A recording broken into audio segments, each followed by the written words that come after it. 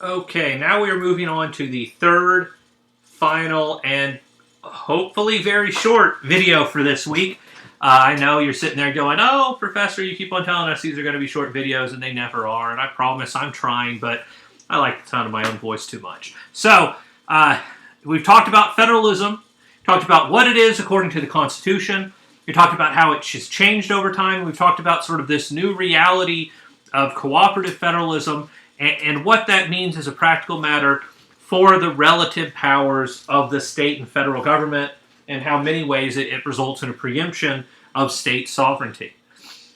So now we want to talk about fiscal federalism. So there are a number of instances where the Constitution doesn't allow the federal government to act. They can't just pass a law saying, states, you have to set your speed limit at 55 miles per hour. They can't do it because the Constitution doesn't give them the power to do it. But what they can do is they can give money to the states, but make the receiving of that money dependent upon the state following some law or regulation. And that's exactly what they've done in many cases. It's called fiscal federalism, sometimes called coercive federalism. A great example is the speed limits. Federal government didn't have the power to regulate speed limits, but there was this group, Mothers Against Drunk Driving. They came together, wanted laws regulating drunk driving, got those. That wasn't enough. They wanted rules regulating speeds. So they went to their legislatures, they fought for it, and the federal government passed laws saying you have to set the speed limits to 55 or 65. And but they didn't have the legal right to do that. So what they did is they said, you have to set the speed limit to this, and if you don't, you won't get money from the federal government to help pay for roads. Now, it's a decent amount of money, and so the states want that. And so most states fell in line and said, okay, we're going to go ahead and do it. We're going to lower our speed limit so that we can get this federal money. For a very long time, Montana would not. They had no speed limit. They said, drive safe. And it worked pretty well, but eventually the amount of money got large enough and state revenues fell far enough that they acquiesced, they changed, they lowered their speed limit. And interestingly, after they lowered their speed limit, traffic accidents and traffic fatalities went up substantially because it turns out driving safe might actually be a better policy than providing an actual numerical speed limit. But neither here nor there, it's just an interesting point. So we divide these, we call this federal government giving money to the states, federal grants in aid. Now, while the federal Constitution, the U.S. Constitution says there are limits on what the federal government can regulate, it doesn't say anything about what they can spend money on. So they can spend money on anything they want to.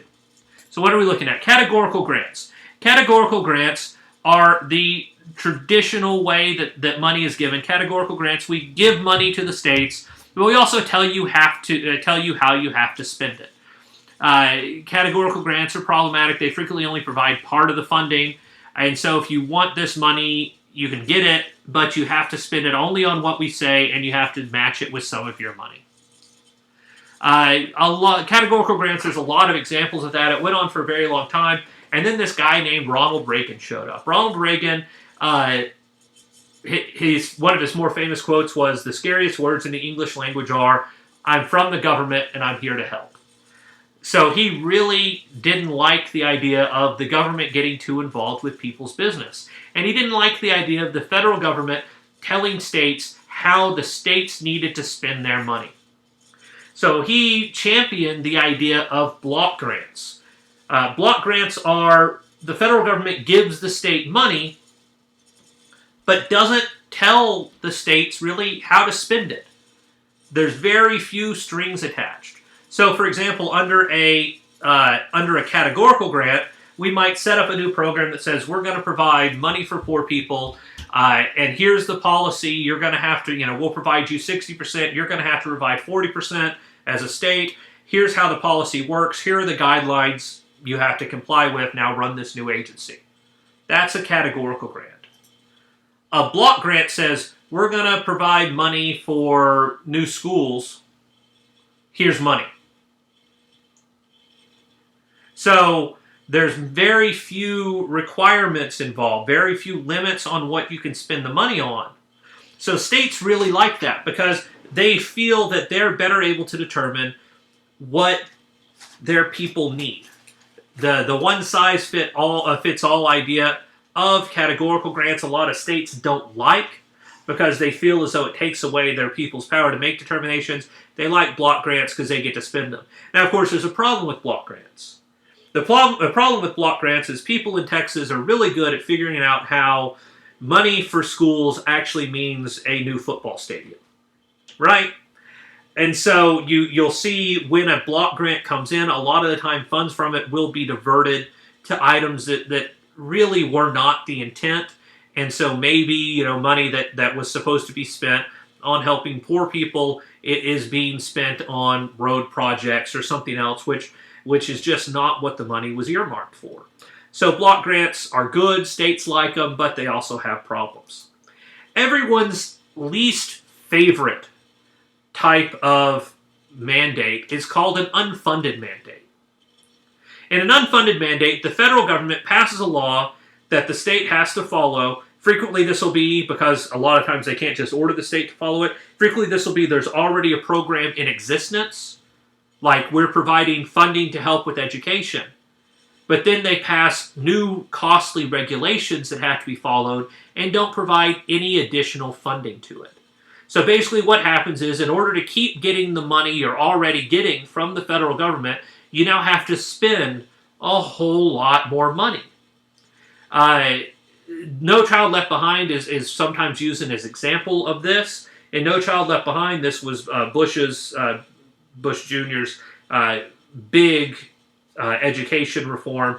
Basically, he said we're going to tie funding from the federal government. So the federal government provides about 10% of the money used to fund public schools in Texas. So not a huge amount, not a small amount. 10% is a pretty solid amount. It would be hard to do without it.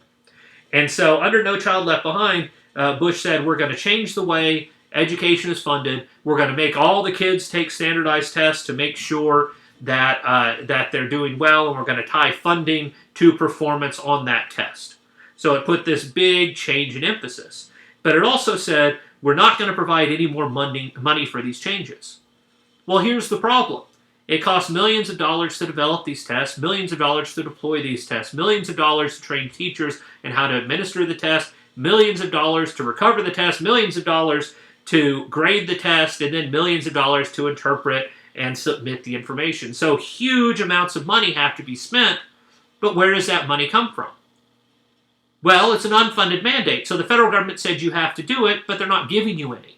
So what happens is the school districts, already strapped for cash, now have to find millions of extra dollars to pay for this new federal government requirement. So everyone hates unfunded mandates.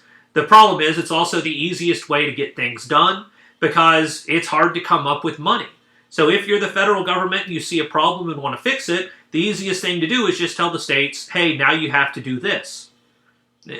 So it's a problem. In 1995, there was a law passed, unfunded mandate reform. It said basically the federal government has to debate funding for any new program before it can pass a law. The problem is, while it has to debate funding, it doesn't actually have to provide funding.